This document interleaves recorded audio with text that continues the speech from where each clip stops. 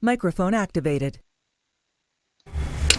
Hello, hello, and welcome everyone to In Time. My name is Nicholas Lamar Soutter, and with me today is Vox. Vox, how are you? I'm good. You sound like a robot. Oh dear Lord. You've done something. Yeah, no, it kicked the boom mic on again. Oh dear Lord. So. Yeah, first is Twitter is a cesspool. That was the discussion that I was getting into. I have to learn to stay off of Twitter because people just go to Twitter to get into a fight. A friend of mine was saying that she was a Christian atheist because she genuinely follows the beliefs of Jesus, but she does not think he was divine. Doesn't believe in any of that, but genuinely worships Jesus. Can you do that? I don't know, but I don't think the place to have an honest discussion about it is Twitter. Oh dear Lord. So Yeah, no. I mean, I always understood a Christian atheist. Well, see, now the word worship is a bit weird in there, right? Like, so what I it is, understand a yes. Christian atheist to be is someone who, say, does not believe in the divinity of the people, but accepts that maybe our moral centric view of humanity comes from Jesus. Like the moral teachings of Jesus are good, so to speak. Do unto others the golden rule, Sermon on the Mount, blah blah. Jesus was a cool guy, kind of thing. And so basically, they're saying that their culture and their views of morality come from Christianity, even though they don't believe that Jesus was a deity or anything like that. Now, to say I worship Jesus. It's a bit. I mean, it doesn't mean that Jesus is divine, but I don't worship anybody, right? I, I hold a lot of people in very high regard. Well, yeah, so I don't worship anybody. I agree with you, and worship. I thought carefully before using that. I don't think that's a word she would use, but I've seen her talk about Jesus, and I think she worships the guy. I think I really, that's the word I would use. She takes Jesus very seriously, but does not posit that he was divine in any way. At any rate, it's led to a kerfuffle on, and every time I do that, my atheist bona Yeah, fides get questioned like, you're gonna get us canceled. "Oh Jesus, yeah, well, yeah." Well, on Twitter already, I'm sure. So, welcome everybody, and thank you for joining us. Now, we are unique in YouTube channels in that we have, and this checks out. I contacted Google just because I wanted to double check, and it is true that In Time has the largest solipsist audience in YouTube history. Now, this audience is either a confirmed max at one time 57 solipsists or one solipsist, and we haven't confirmed which yet. I think that's worth having that discussion today. But Is it possible to confirm that if solipsism is true? well, you see, that's you know. Thanks. Um, Jeez. Did I steal the punchline? Well, yeah. No, I have a feeling.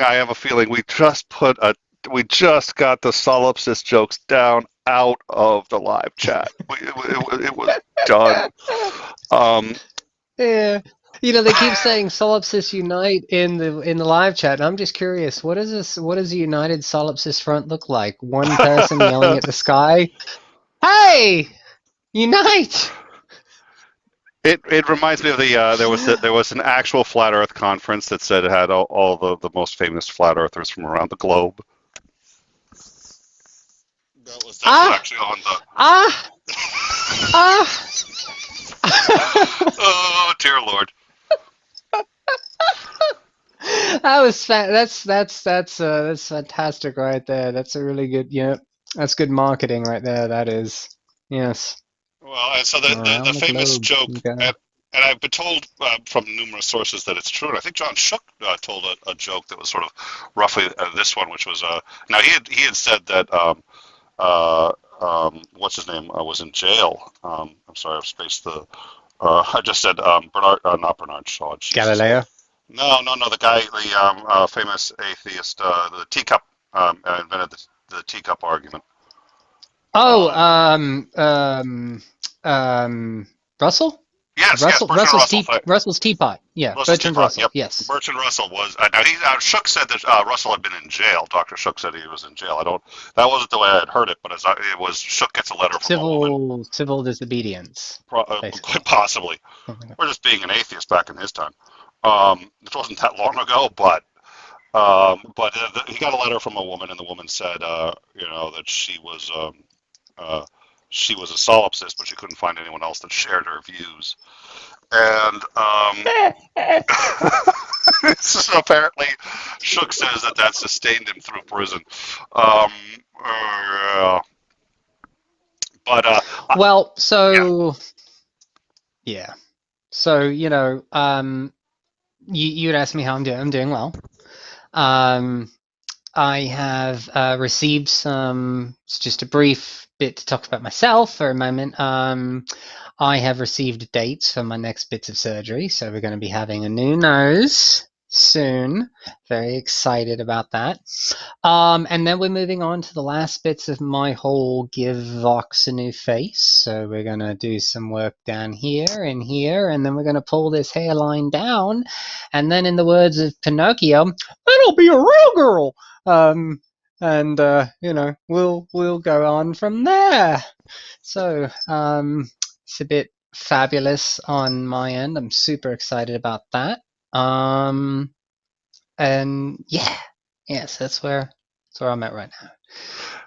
And so Nick had messaged me, said, "What are we going to do tonight?" And I said, "Well, gee, I don't know." And then I said, you know what? Let's talk to the multiple single solipsist cyst. Solipsist.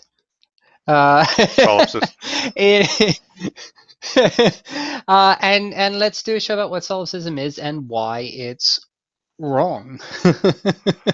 Well, we got a $2 super chat. Jake 4D, Solipsis Unite. I did. Thank you, me, for that super chat. I appreciate it, and me was very generous in giving the show and me right. to Thank you, Jake. All right, so yeah. So you had said, and I do apologize. I know there's the sound isn't great on this. I'm off the boom mic. I'm back onto this thing, which is not as good as it should be. But we'll get it sorted. As you guys know, I'm using the new iMac for broadcasting, and it's been doing a lot of things great, and some things it's kind of screwed up. So trying to get it to do everything as well as it should is just been the challenge. But at any rate, so yes, you had suggested. I thought that was a great idea, given the makeup of our audience. Bunch of smartasses. I mean, the smartest audience on YouTube. Yes. So let's dive in real quick. So solipsism, global skepticism, Cartesian egocentrism. Is it complete and utter bollocks? Is it something that is important to philosophical pursuit, or is it the fanciful flight of people who didn't realize that the New World was a thing when they came up with the idea? And how does it affect our philosophy today? All of these are very important questions, none of which we will answer today. But we'll. For those of you who are expecting a show, we're going to learn something. Sorry you're watching in time. But we will try to address some of the basics, right? So solipsism is sometimes addressed as the view that I am the only mind that exists. Think of René Descartes in his first and second meditations, and we arrive through various thought experiments at attempting to doubt. Right? So René Descartes introduces into philosophy the idea to doubt our logic, to doubt our reasoning capabilities, to doubt that which we use in order to arrive at conclusions, to see if there is anything that we can find that we cannot doubt. And so René Descartes obviously arrives tangentially at the cogito ergo sum.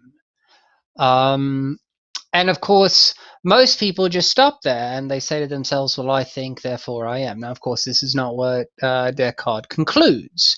Descartes goes much, much further into his second, third, fourth, fifth, and sixth meditations. And in a further meditation, he arrives at the statement, dubitius ergo cogito ergo sum, which of course translates to I doubt that I think, therefore, because I doubt, I can know that I exist.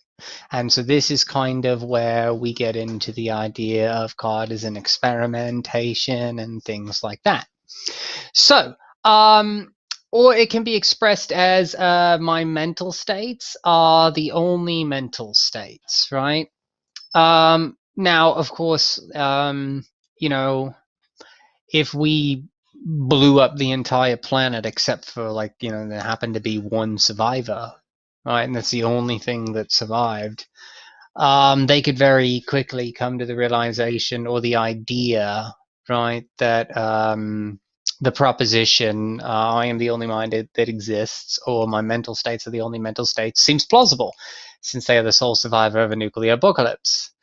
Um, but you know, we have to kind of disregard those things. So what we might want to say, solipsism is kind of the idea that we could hold it as a doctrine that in principle existence means, for me, my existence and that of my mental states is everything that I experience, right? So physical objects, other people, events, and processes, anything that could be regarded as like constitutive of the space and time in which I coexist with others, right? And that it's necessarily constructed by my consciousness. So for someone who, say, is a solipsist, and I don't think anybody is in fact a solipsist, but someone who claims to be a solipsist or uses solipsism as kind of a philosophical bludgeon, think of a presuppositional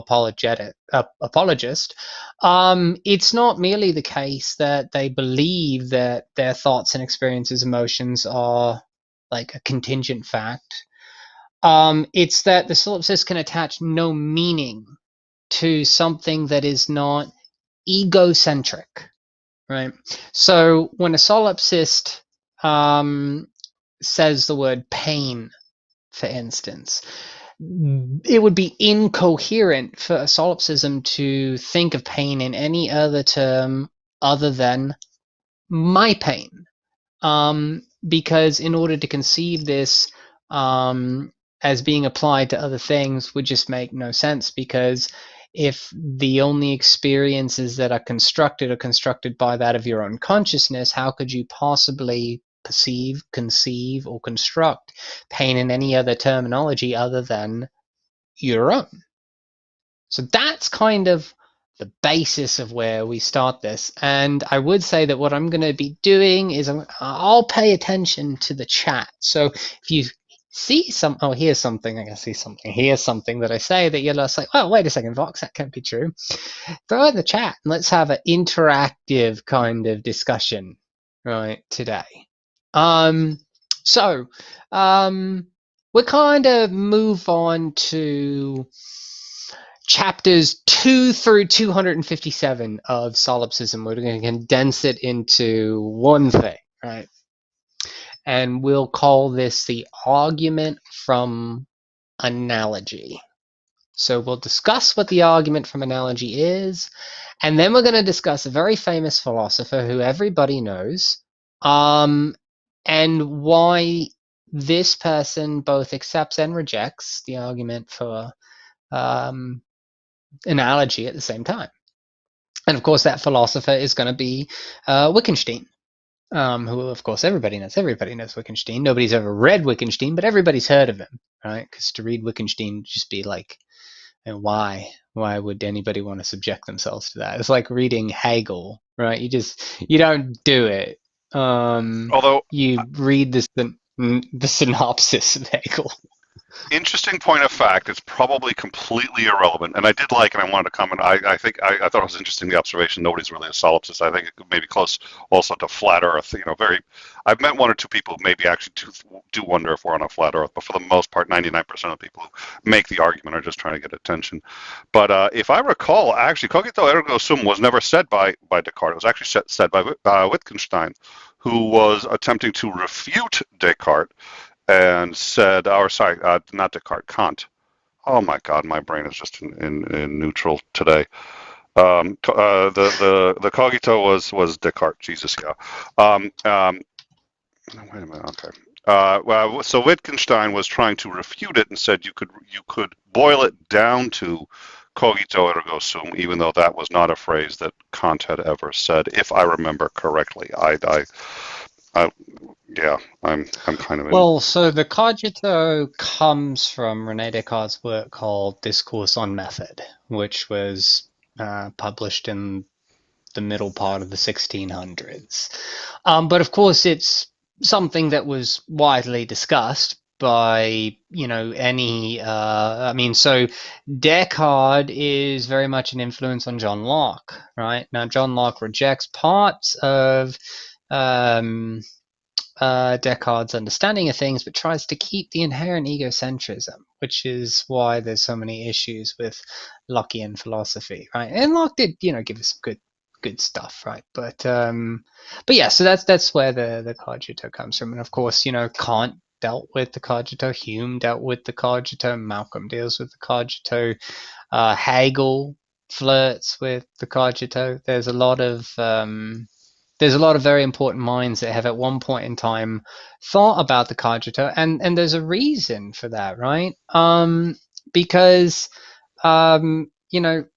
solipsism is something that is based on at least a couple of fundamental presuppositions about the way in which we kind of do philosophy, right? And that's going to be one, that what I know most certainly are the contents of my own mind, right? So I know my thoughts and my experiences and my mental states, so to speak, right?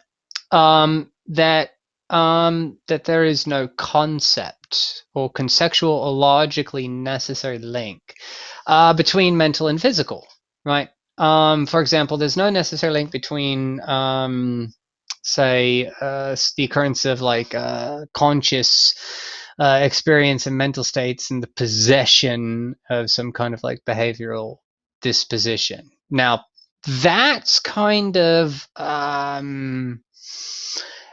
in the air, right? Because of course, a physicalist would say, well, there's absolutely a logical link between the mental and the physical. I would say that mental states are just things that supervene on brain states, as a physicalist myself. But that's another conversation for another time. And then, of course, that experiences of a given person are necessarily private to that person. So these are three things that most philosophers of mind, which is what solipsism is a philosophy of mind, right? These are the three things that most fundamental philosophers will deal with when they're dealing with philosophy of mind. Are experiences necessarily private? Is there a necessary link between mental and physical? And do you, in fact, know your thoughts and experiences and things, right? And so all of that is kind of fundamental to what kind of solipsism is trying to get at, right? Again, it's the conclusion that the only thing that we can really know is our own personal experiences, and that everything else is a creation of our consciousness. And of course, what does this give us? What is the like a branch of philosophy that we can think where this kind of thought process is, really enshrined in ontological idealism, right? So in idealism, what is more real, or the realist, or the only thing that is real, is what's going on between your ears. Which of course is in direct disanalogy to ontological materialism. And just to tie all these shows back together, you'll remember that we talked about the difference between ontological materialism and ontological idealism during the Ontology of Gender show, right? So we put our thinking caps on and remember that. And so we've got these important questions, right? So let's kind of talk about like what an argument from analogy is, right? So basically, an argument from analogy is the idea that you create an analogy to prove a point, right? Um, and so think of oh, I don't know. I'm drawing a complete blank on an So, analogy for an argument right now. Well, okay, so just one popped into my mind. Last week we had Professor John Shook on, right? I'll try to use all these shows. So we had John Shook on. What did he do? He gave an argument from analogy. He said if we're going to talk about morals, we can talk about it either in terms of mathematics, money, myth, or money, right? So these are all analogies. We're talking about something as an analogy, right? And so that's kind of like the argument from analogy, right? Since like the idea that most people take is true, is that I can know directly the contents of my own mind, right? This is, by the way, something that John Locke agrees with. It follows that from that idea, if we accept that I can know the contents of my own mind, right? And when we say know there, right, we're talking about something that we would say we have epistemic warrant for, right? Like big no, BK no. And so it follows that if that I if it's the case that I would be said to possess such knowledge, it has to be indirect and analogical, right? So the solipsist is going to want to say something to the effect of, I know that person is in pain, right? So we're going to use pain a lot, right? So they see a person and they see them on the street, right? And to them they appear to be in pain. What the solipsist is going to say is that I can know they are in pain because I know what it is like for me to be in pain, right? So the only way that the solipsist can kind of like know anything is through analogy. They would have to necessarily give an analogical summation of what they experience. So are we good on that? Do we understand where we're at right now? I think I do. So and we'll see. It'll take the live chat just a couple seconds, I think, to catch up. There's actually been no lag, so they should be pretty close to on it. But it Yeah, I don't makes. think they're even paying attention to us right now. They're talking about computer code. I have no idea. Uh, So anyway, we've got the argument from analogy, right? Which is the idea that the way that, like, if a solipsist says I know something, what they're saying is that they know it through through analogy, right? There are issues with the argument from analogy. And so I think at this point, we've done a decent job of kind of giving an idea briefly about what solipsism actually is, right? So what do we know? We know that solipsism is in fact not merely the view that I am the only thing that exists, right? It is a bit more complex than that, right? So it's the idea that the only thing that you can know directly is the contents of your own mind, and that you cannot know vis-a-vis the way in which knowledge works in a solipsistic view the contents of any other mind, right? And the only way you could have any inference about them is through analogy. So solipsists don't necessarily reject the idea that there are other minds or things like that.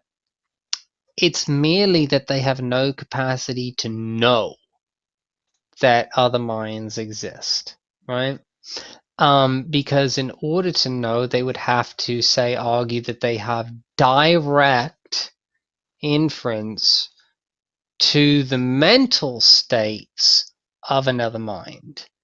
Okay. And what they want to say is that we don't have that kind of access. That mental states are private, and therefore we cannot have access to mental states. So if a solipsist says, I know this, what they're just saying is, well, vis-a-vis my own personal private experience, this is the way I do things.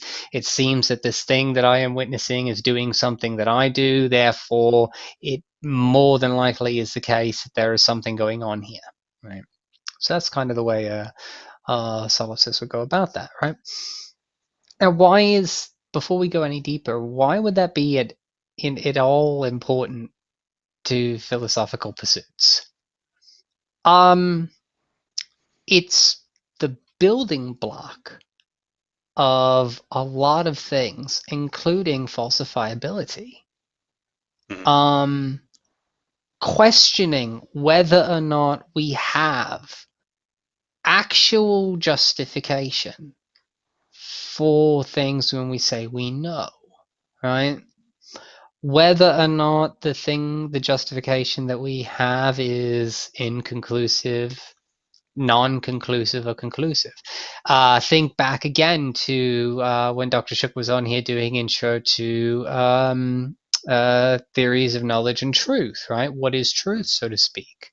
Um, and what he said in there regarding truth is kind of the same thing that we're talking about here. This idea that uh, Descartes kind of sets knowledge way up here, right? Like way up, like you see, like in the camera, like my hands out of the screen, like that's how high it is. It's unreachable.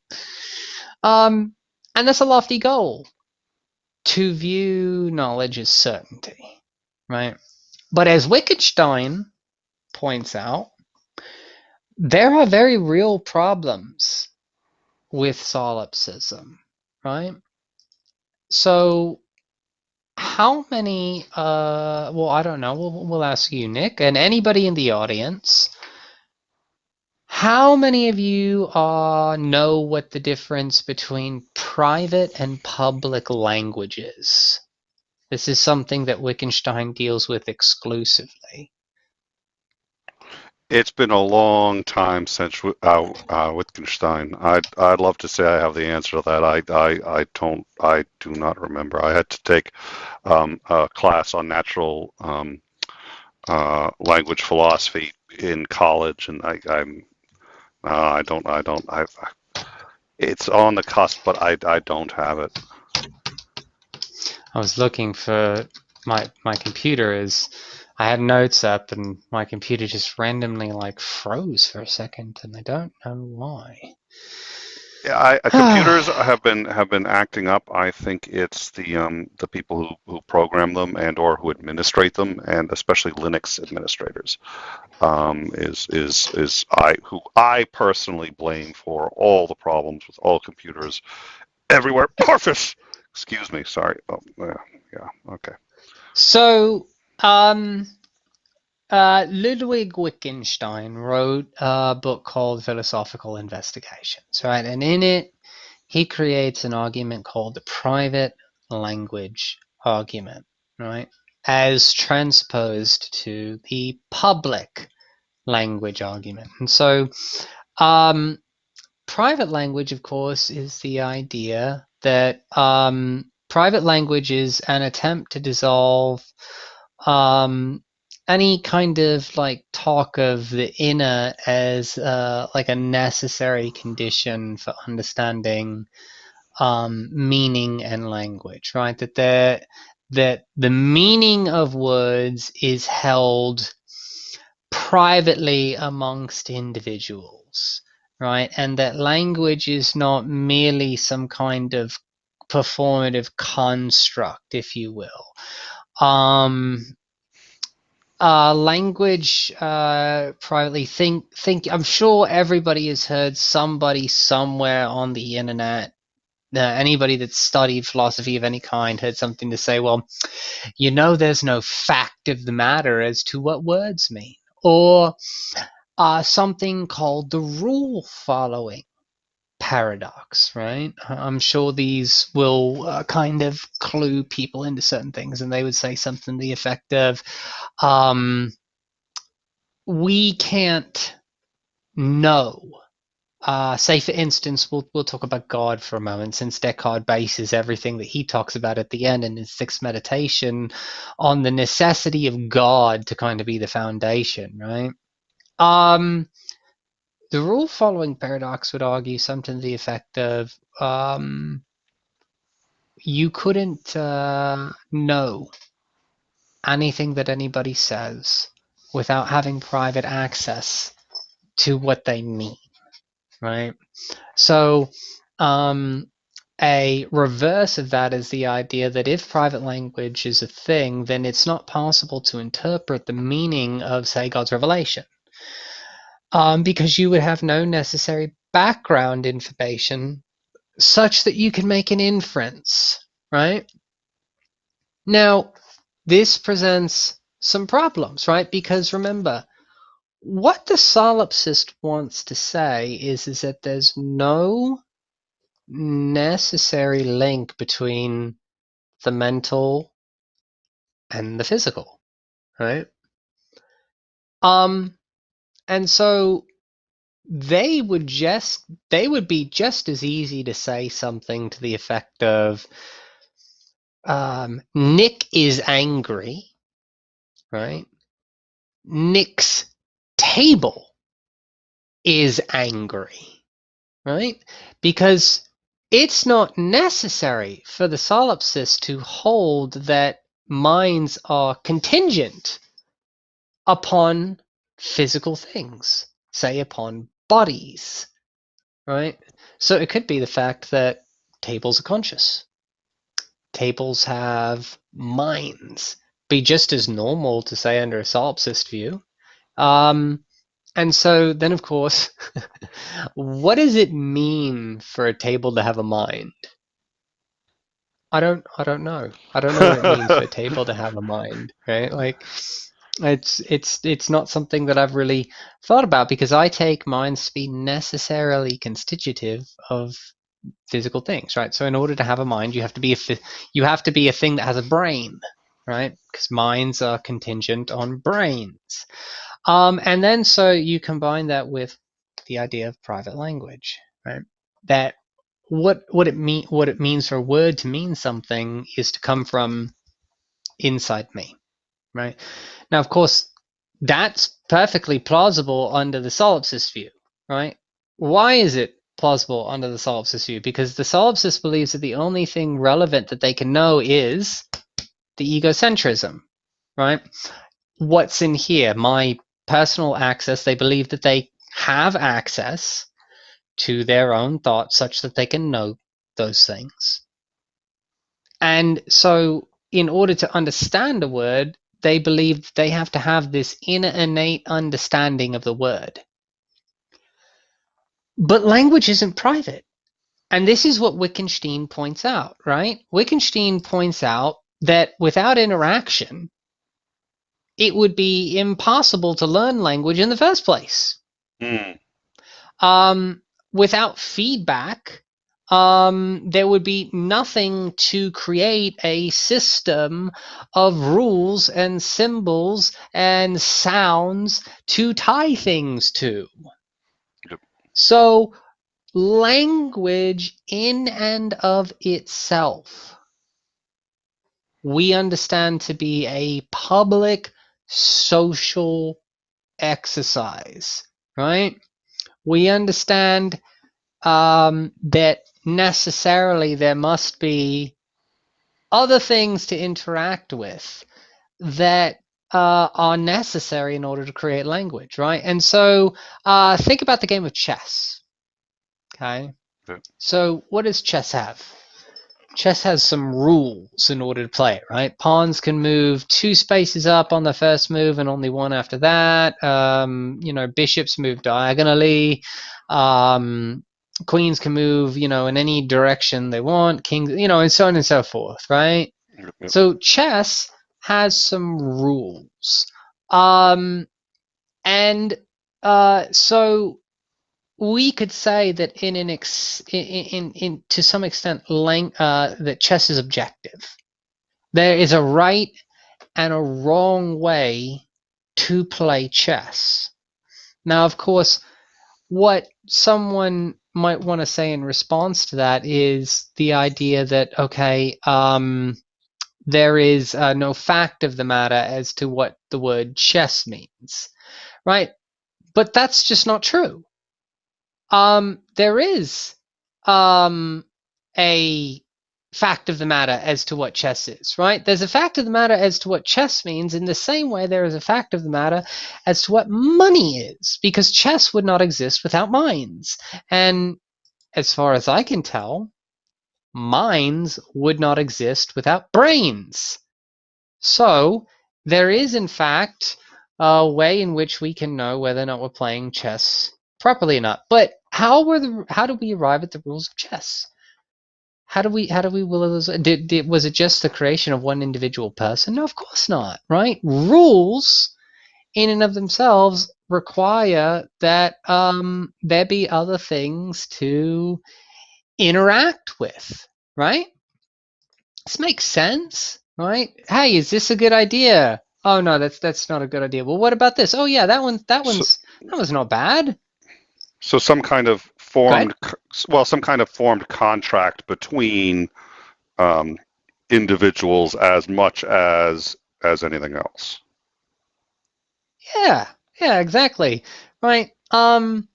And so like if we if we try to like think about the word pain again, for instance, right? Um, what does it mean? Is pain just some kind of like disposition or something like that? Um, you know, is you know pain something that like other people experience? Well, it seems that in order to understand what the word pain means, right? It seems that we have to have interaction with other things that experience pain in order to understand what pain is. Because it seems that language has to be public, right?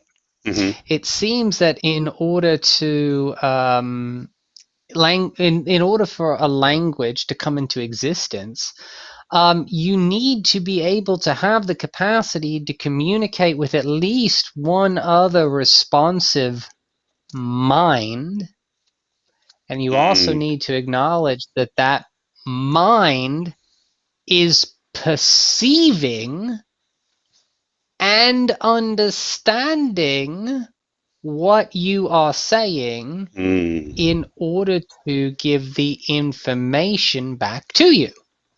So if I say, ow, right, the other thing that I'm communicating to needs to understand what ow means.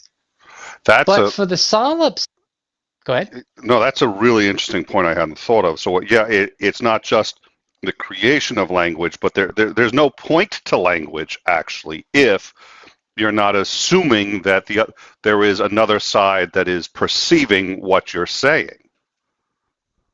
Correct. That's absolutely correct. There is no point to language whatsoever. The solipsist has no reason whatsoever to communicate anything because in the solipsistic worldview that is egocentric, that accepts that the only thing that they can understand about language or things like that is from the position of them, right? So when they say when so for instance, if solipsis is walking down the road and happens to see somebody thrashing around on the ground, and they see like that blood's pouring from them and they're screaming, right? The only thing that they can say is that it's possible that they are experiencing something similar to what I have experienced in the past. But they would not be able to say that they know that, based off of the understanding that the only thing that they can know is their own conscious, and so they have no reason to accept that any other mind is possible. Mm. So if this is just a construct of their own conscious, then this is also just an expansion of their conscious. So this thing must be experiencing what I'm experiencing. Now, here's the thing.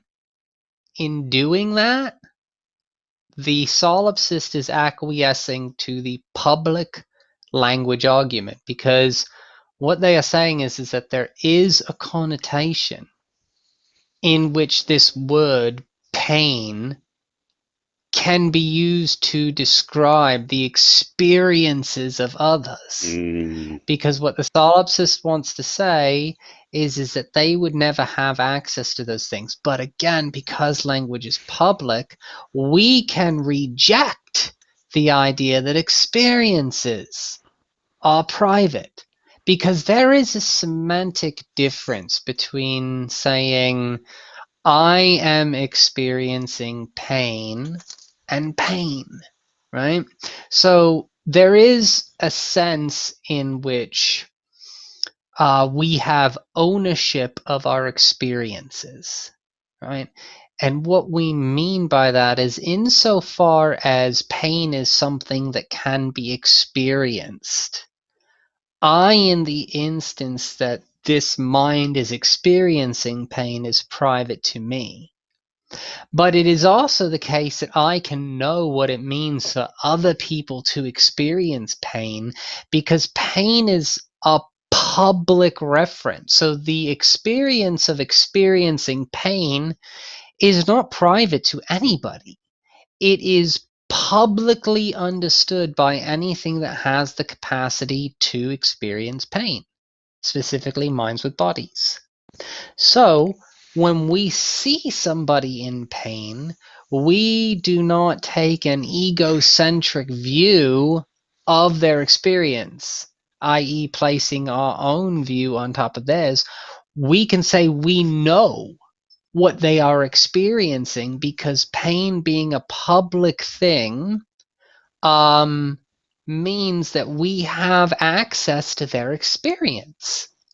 Mm. And this is Wittgenstein's genius, right? Because what Wittgenstein points out, like in one fell swoop, is because language is public, because experience is public, it is necessarily entailed that solipsism cannot attain. It can't be something that really is, because for a solipsist to say, I have pain in a statement, is no more about them. You sound like a jet turbine again there, Nick. Oh, dear Your Lord. Okay. overhead mic, I think, went on. Oh, dear Lord. Yeah, probably. Yep. Is to be say no, nothing else, like it's just a meaningless utterance, right? Now, here's the thing. To ascribe pain to a third party, that person is in pain, right? Wittgenstein actually kind of agrees, right? That with kind of like the analogy from arguing, right? But he calls attention to the fact that, like, the symmetry here is one that exists between like direct and certain knowledge, right? So I have of my own mental states inferential knowledge, right?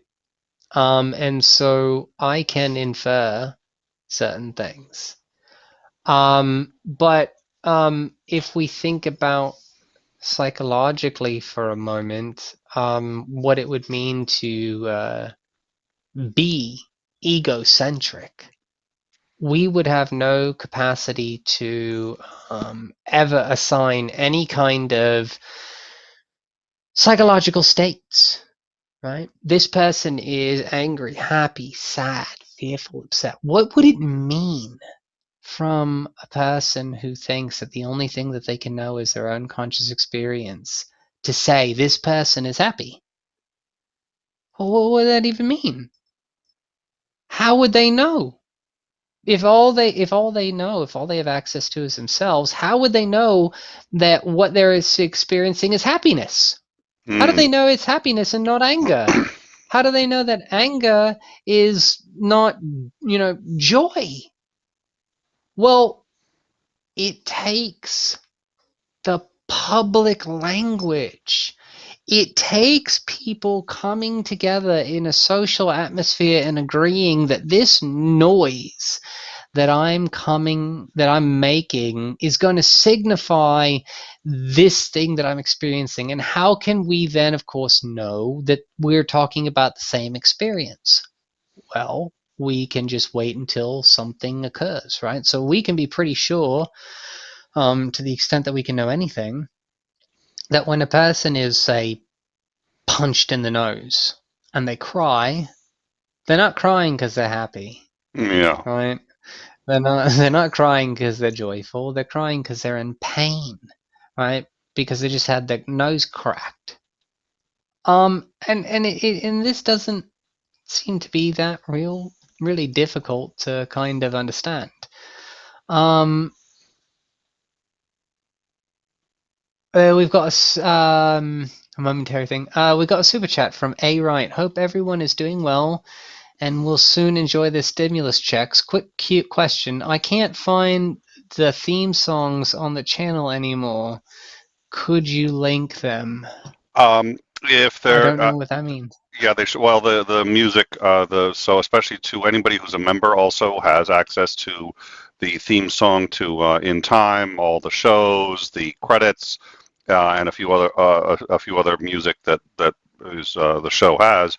We do have on the channel, and then we've also got them for the patrons on the Discord.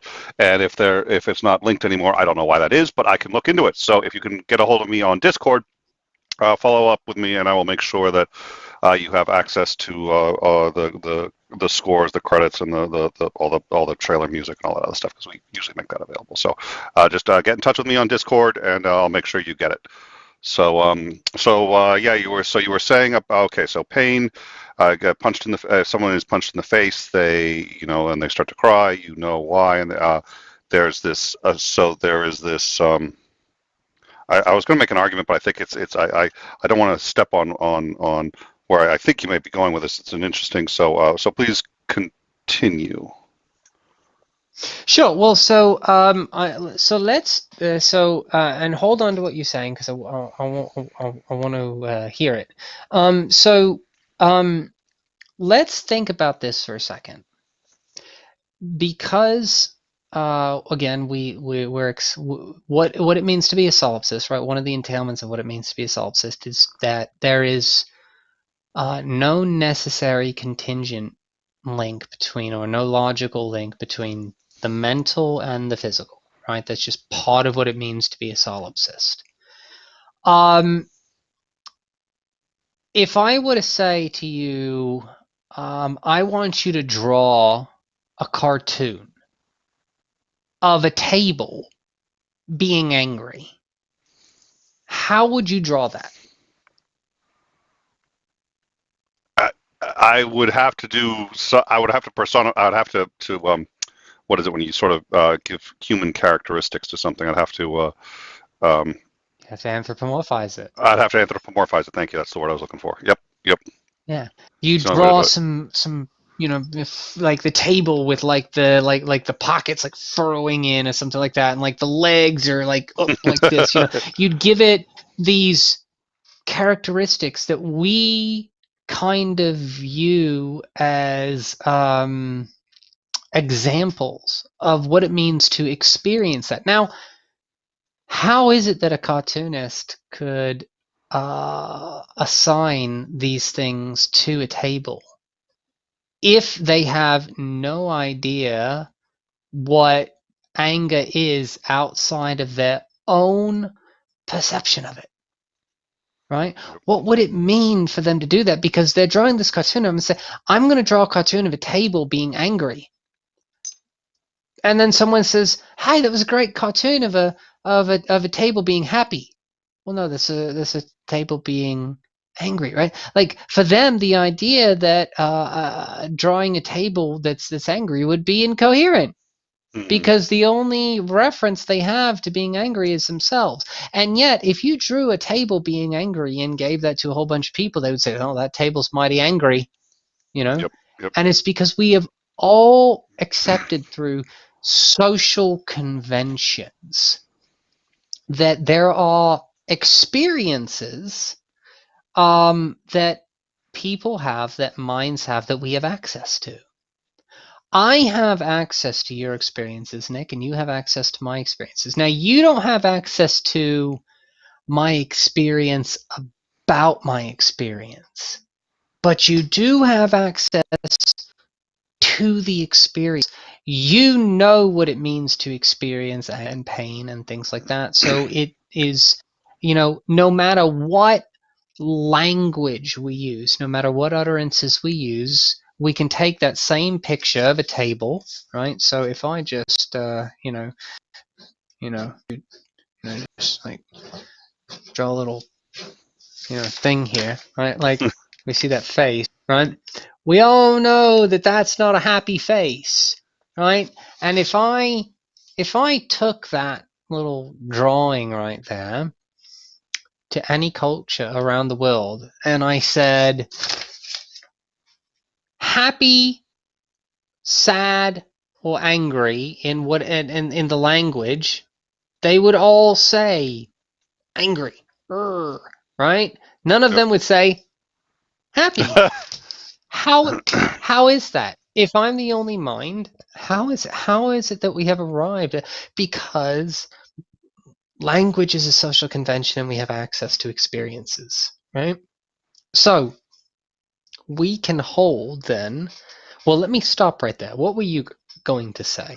Well, no, what I was going to say is that the interesting thing is what this is essentially is going to come down to, it sounds like, is the moment the solipsist opens their mouth to suggest that they are a solipsist and that's the only rational position, they've just lost the argument.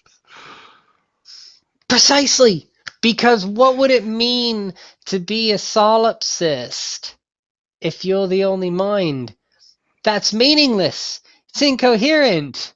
Everything's incoherent because when we talk about experiences and things like that, we're talking about them from the necessary point of the social experience. So we don't know what the word pain means until it's explained to us.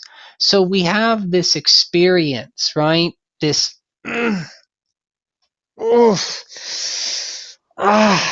right? We have that, and then someone comes along and says, "Oh, you're in pain."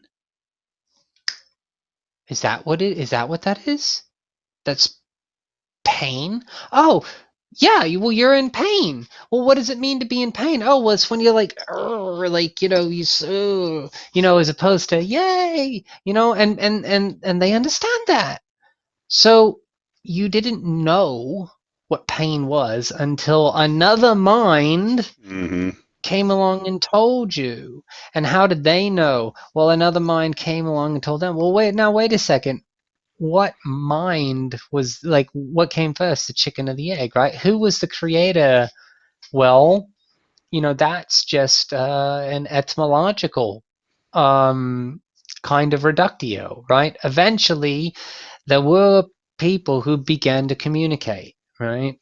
So highly evolved savanna war apes began making noises, And, eventually those noises were assigned to experiences, right? So if one of these savannah war apes is on the prairie and he's just been bitten by a lion or, a hyena or something, and he's like, like, and the other ones are going, ooga booga to that, ooga booga, right? Well, eventually ooga booga becomes the, thing like that. That's how language develops.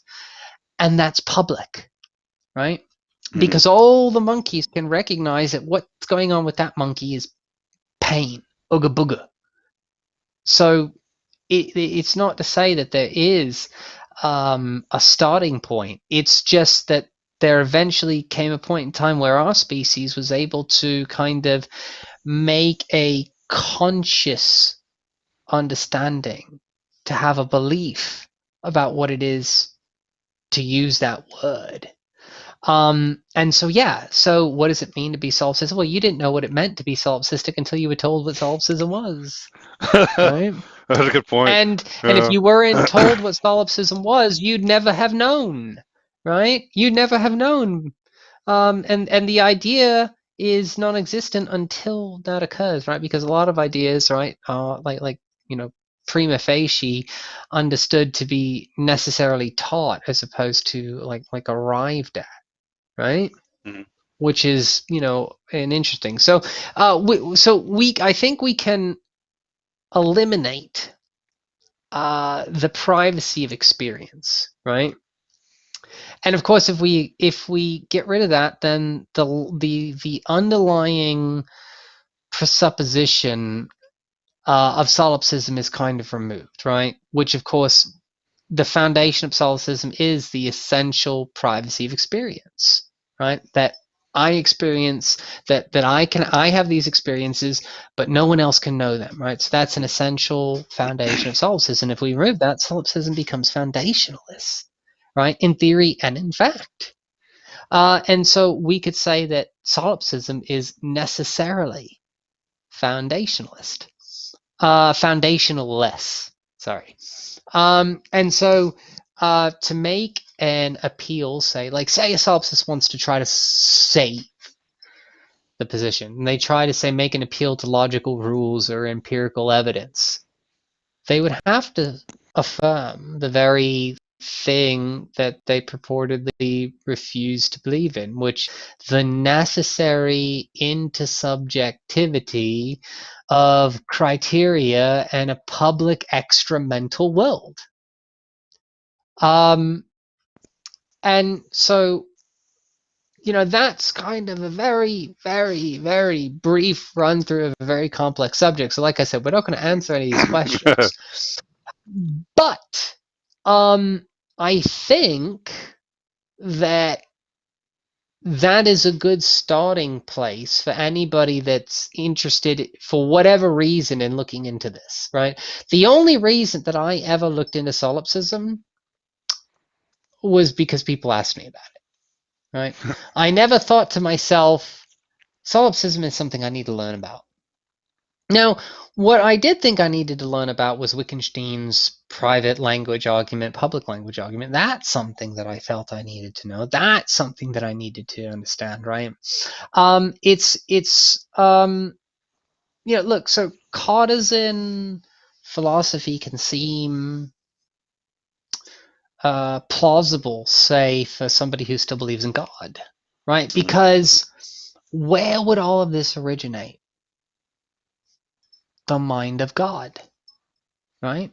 So, how does Rene Descartes conclude in his meditations that they can know these? Well, of course, because we can couch this in the mind of God.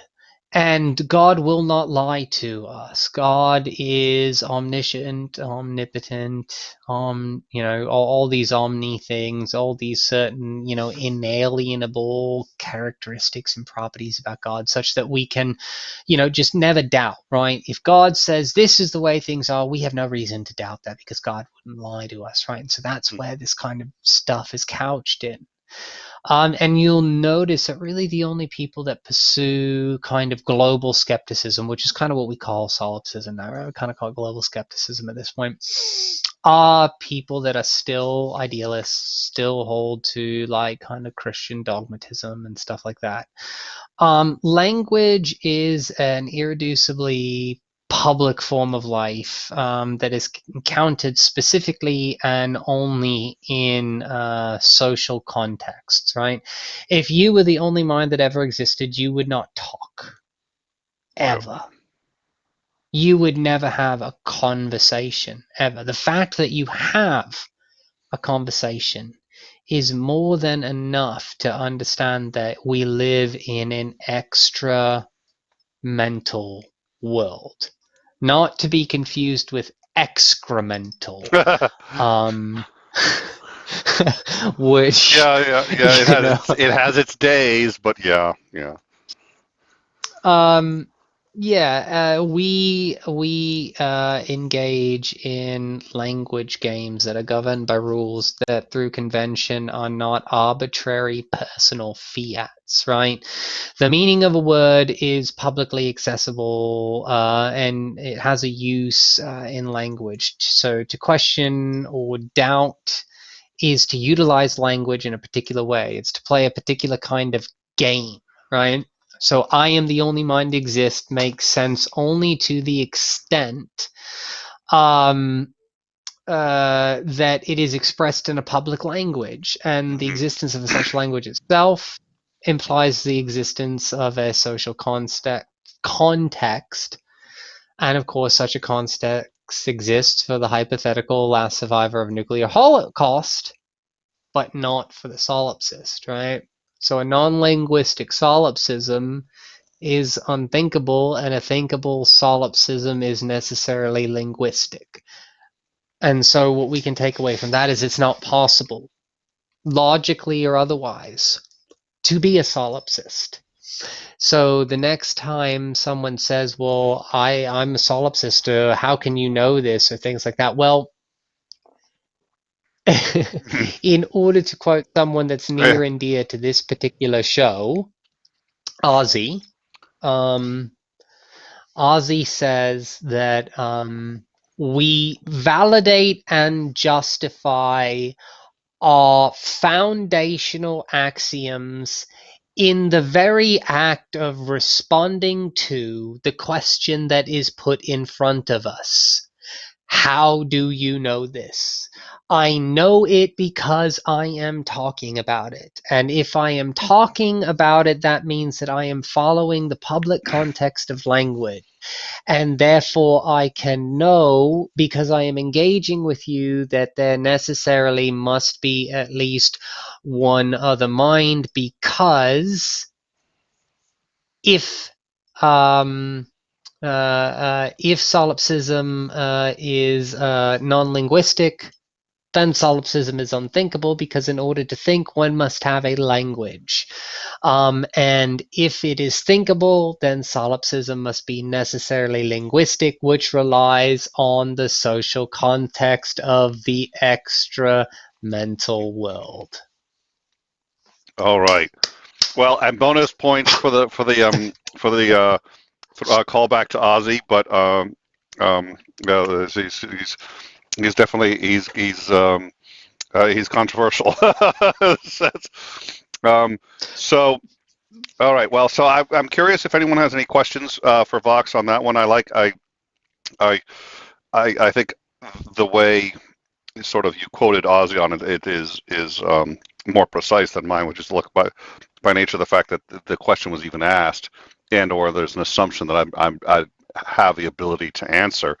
I think you've already sort of undermined the position, but I think it's not as I think you have to actually still walk the steps to get there. But I think that's an interesting argument. So I expect now we will never have another solipsist joke in our live chat. No. So my hope is that the dedication of a full show as to why nobody in this live chat should ever talk about solipsism ever again. I So think there's a it's question in worthwhile. the chat, Uh-oh. and the question is, why does Vox look burnt? Yeah, I hadn't. I was preoccupied, but yeah, I noticed that too. Well, so I'm working on this. So let's see here. Like I've been playing around with this thing. So I've got my light on. And then so if I do this, uh, um, it's just the difference. It's the difference in lighting. See, I'm not a production I'm person. washed out, so So yeah, I don't know how to do the lighting. Plus, and of course, this is, of course, the case that I, unlike the citizens of Texas, take COVID to be a very, very real thing, and something that I should pay attention to. So, while I am generally speaking an extremely vain and narcissistic person when it comes to my experience, I have not been to the spray tan booth in over 14 months. So this is I just my I don't know what's going mixed. on. See, my body doesn't know what it wants to be. Okay, so I don't know why I'm talking about this, but I am part Anglo and part Arab. Mm. So part of my body wants to tan really well, but then the Anglo wants to say as soon as you step out of the skin, you're going to go back to white. So I'm like, I've got like this like pasty like bit about me that just is like, but as soon as I walk back out into the sun, it's like I just turn into a brown person. So the joys of being multi-ethnic, multiracial, whatever you want to call it, right? And then of course people say, "Oh, now I look like a Smurf." I do. That's really weird. Why do I look like a I Smurf? have no I do not idea. know. When you mentioned like producer and producing and people maybe could change like the tint on your camera or something. I don't know anybody like that, but at any rate, Oh, gotcha, gotcha. There we go. You know what? I look pretty damn good. You know what? Smurfette, eat your heart you look out. Smurfy, guys. Uh, Uh, So, I think I think that yeah. So that was kind of like a course in solipsism, and I do apologize. I know it got a little disjointed there.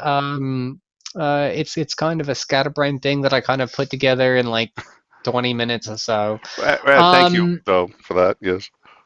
yeah, I would like to ask the audience, how many of you guys have gotten stimulus checks? And how are you spending them? Just out of curiosity, have any of you gotten one? And are you spending it the way the government wants you to spend it? Um, give that a second, see, you know, how that comes through. No, that's a good question. Well, and I had a yeah, I don't know. There's been everyone I know is talking about the stimulus checks and waiting for them, and there've been snafus and snags, and I didn't realize people were supposed to be getting them yet, but I guess people are. But I Ugh. also the map. Yeah, apparently there have been banks that have been like withholding the checks till tomorrow, even though the money was like given to them. Mm, And of course, the idea is that okay, well they've got this giant chunk of hundreds of millions of dollars from the government now. Let's earn a little bit of interest off of it, plus all the overdraft fees, right? Because banks make about $5 to $7 million a day, any given day, on overdraft fees. Now, me personally, I think a great policy would be to make it illegal to have overdraft fees. Um, on at least personal checking accounts and things like that. Like I think it would be very important. Like I think that would be a step towards righting the inequality of yeah. well, and of course, I mean, banks have been having serious problems with that because they have begun to really earn far more money off of fees than off of the actual banking process. And so there was, I think it was Wells Fargo and a bunch of other banks, but most notably Wells Fargo, that was signing people up for bank accounts without them knowing, and just signing up for more and more bank accounts for the fees, and then the agents were getting the paid the fees, but then people would have 20 or 30 bank accounts in their name, and they have no idea how they got them, and then they're constantly trying to, they could just shut an account down, but no, if they can charge you 20 overdraft fees in a 2 hour period, they will, instead of either just denying it or, it's oh yeah. Yeah. So let's see here. David Thompson says no check yet. Blackjack and hookers. Joke used Gavon says I live in Finland. No stimulus check. I like the idea, but blackjack and hookers. Yeah, you know what? Absolutely. I actually support the idea of spending this stimulus money on prostitutes. Absolutely. They work hard for the money. So hard for the money, and let's see here. They need stimulus Titan. too. Yeah, they need, and some people need to be stimulated. It's a mutually beneficial deal. Yeah. Exactly. Let's see here. Titan says, "Don't know if I got mine yet. I will spend mine on rent, utilities, and groceries as God and Donald Trump intended." Sinister Porpoise got hers. New shoes, new bras, smartwatch, and some of it will go into the bank, but maybe go to see grandmother in Pennsylvania over spring break. That's fantastic. That's awesome. That I really like to hear that. And I want to know what kind of bra you got, right? Because bra shopping's fun. I don't ever wear bras, but I like to go shopping for bras. So I have a lot of bras that I don't ever wear, because I find them to be pains in the butt. I Well, find now I when I understand. wear them. If that's what, if a bra is a pain in the butt, I'm not an expert. Maybe using it wrong. I may have identified the problem as to why you don't like them. But at any rate, please continue. Let's see here. A Wright says, I'm going to buy Bitcoin and an in-time membership. All right, that's what I'm talking about, right? By the way, guys, while we're here, I've got you all watching. Go ahead, if you haven't done it already, click that like button, smash the subscribe button, right? Because it helps our analytics, right? It helps us get a broader, wider audience. Funny fact, not telling you to go do it, but apparently YouTube does not differentiate between a like and a dislike. Yeah. Did you know that? I'd still prefer the Let's see likes, but that here. is actually completely true. Yeah, They don't differentiate absolutely. between the two. And if you hate content and you go up and you give it a thumbs down, you have just helped them. Whether you like it or not, you have Precisely. helped them. So let's see here. Dukes of Duke Jock Jock Jock. Oh, is that? I cannot pronounce that name. Jacques is that proper? I mean, I know Jacques Cousteau, right? Jacques right? Asks, am I from Texas? No, I am from South Africa. And though I can do the southern kind of accent if you'd like. Just fine and dandy. And we can even say, what was it? It's the stars at night are big and bright, deep in the heart of Texas. There you go. Oh That's the dear one and Lord. only time you'll ever hear me sing. Ever. I will never do that again. Right? So you've got it recorded. There you go. We will be playing So that awesome. on the Discord. It will have its own. We're going to set up one channel. Anyone who joins can get the channel. It's not even going to be one of the secret rooms. It's just going to be a room right there. It'll be on a loop. Just come on in, join our Discord. We'll drop the link again so you can come in. And absolutely. I'm sorry. Please continue. No, it's quite all right. Interestingly enough, talking about bras, I think the only times I ever wear bras is when I'm entertaining somebody, and that's really about it. I wear them for them. Like, here, doesn't this look nice? Like, they're just annoying, man. They're constrictive and make it hard to breathe. Like, I mean, you just take like a elastic strap and just like strap it around here real tight for like 10 12 hours a day, and then these two other straps that are like pulling down. Like, it's just not fun, right? They're not designed to be comfortable, and in fact they don't really do anything except make it more likely that gravity will take a hold quicker, because it removes the need for the muscles in your body to hold stuff up. That's a good point. I hadn't even thought of that. Yeah. Yeah. All right. So, you know, I Well, think I'm done. All right. Yeah. Well, we're going to need to wrap it up.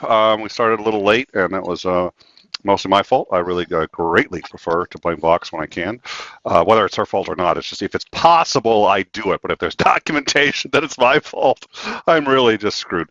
So, anyways, thank you all for joining us. And yes, please like and subscribe is definitely a way to help out the show and become a patron or just join on the channel here. Anyone who joins the channel here or becomes a patron, you can get access to special areas of our Discord, which does include all the music, includes every intro we've had and ones for shows that are coming up and also discussions on shows coming up, all that other good stuff. And our patron hangout, which is open to all patrons and supporters of every level. So please think about it, but in the meantime, the like and subscribe is definitely a big help. And Vox, thank you very much, especially on the short notice. And we do look forward to, we're going to have on, or we're hoping we can have on, we're looking forward to, we've invited on Mama Atheist to discuss climate science, and we have a few other shows coming up, and we're wires crossed with R and Raw, but would like to have him back, so we're gonna get that sorted. But